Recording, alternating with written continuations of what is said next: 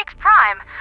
Granted, it is an automaton collective propaganda song, but in this particular situation tonight, it is all the automatons can do to face their fate.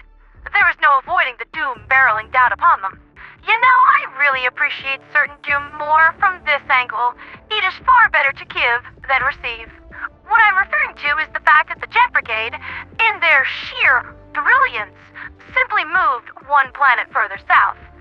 As if the Liberation fleet just wouldn't notice a planet with significantly higher decay values than the rest. I mean, we could look out a window and see you moving around, champ. I was told to play dumb about this development and broadcast as if we had no idea where they were.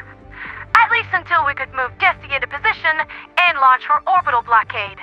Now, the Jet Brigade is stuck on Menkent with all of its fire tornadoes, can launch no attacks, and has no choice but to simply sit there and take their beating.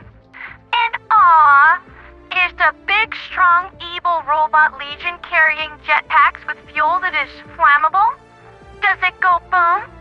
Sure, it would be bad if that was forced to sit around a planet that could just cook that off randomly. And Menkent is going through a bit of a heat wave. Too bad you can't take those jetpacks off.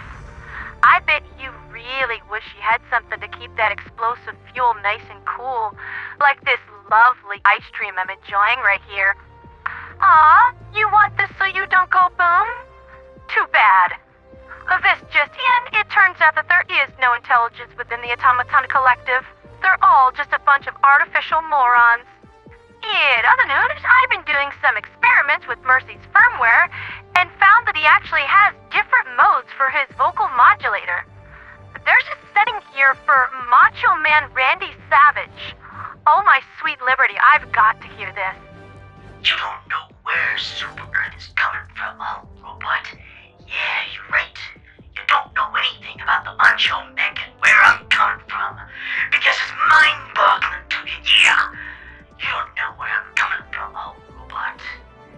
This Sunday evening, we know where you're coming from, yeah. We know everything about Hulk robots, yeah.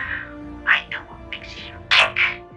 And you got the audacity, yeah, to say that in WrestleMania 5, that Hulkamania is gonna survive. You don't know me, Hulk robots. You don't know where I'm coming from. After I beat you with that big 380mm elbow and pin your destroyed frames to the ground. 1, 2, 3, guaranteed victory. I'm gonna tell you and all the Robo-Pukesters out there one more time. Hulkamania is dead. No, this is not okay. Rebooting vocal modulator, please never do that again. Oh my goodness.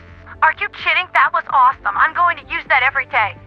Anyway, in other news, the decay values of Menkent have fallen from 5% to 4.4%, and Vernen Wells is due to fall to Super Earth's control in another few hours before my sleep cycle even concludes.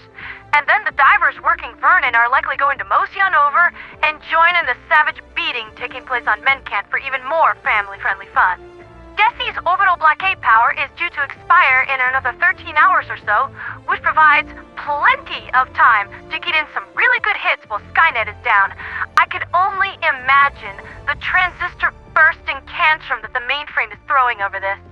However, there are sinister tidings on the other side of the galactic sphere.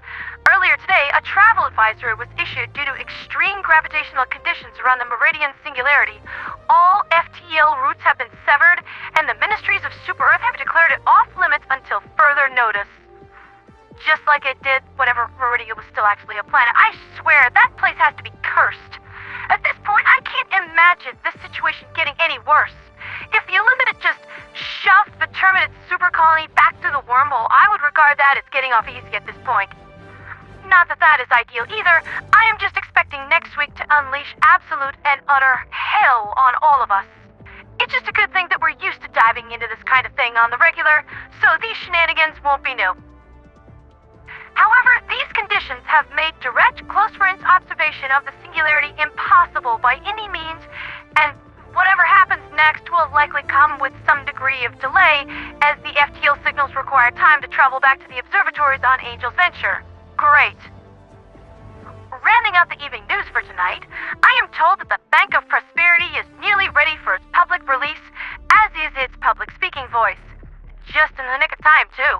When the Illuminate arrive, they'll be facing a well-armed, well-supplied, well-motivated, and extremely well-paid military-industrial complex with the voice of an angel announcing their every heroic move and awesome victory. Oh, heck yeah, I am getting pumped just thinking about it.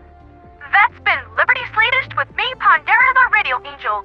We have really been giving the forces of evil and darkness a thorough whooping lately, and it looks like when we're dealing with a situation next week, whatever that may be, we will have already removed a crucial piece from the board in a brilliant display of celestial chess. The automaton threat is significantly less than it was last week.